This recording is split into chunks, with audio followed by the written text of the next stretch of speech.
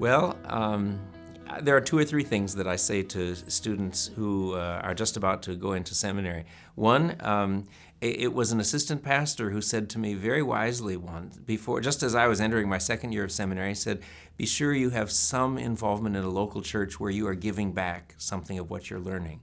And so I taught a high school Sunday school class. And just the fact of doing that was wonderfully helpful. And Margaret, my wife, came with me, and we had a group of people we were caring for as opposed to just learning.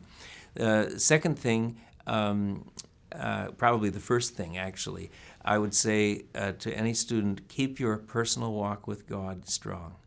Do not neglect your private time of Bible reading and prayer every day, whether it's in the morning or the evening or sometime during the day. And that is a habit that if I've started to let it stray, everything else goes wrong in my life. But by God's grace, I've been able to keep that regular throughout my whole life, even back in college days.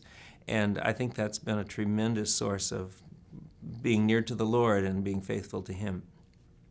Another word of advice I would say is give time to if you're married, to your wife and your family. And even if you don't have as much time to study, God will honor your faithfulness in that area too. Yes, and then I would say to students, as you have opportunity, photocopy a chapter from the Bible and carry it around in your pocket and start memorizing Scripture.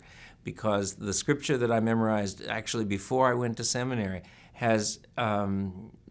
I found that it was coming back and helping me again and again in ministry situations, but also in seminary learning situations. So keep your walk with the Lord strong, keep involvement in a local church and giving back something, memorize Scripture, and keep your relationship with your family strong.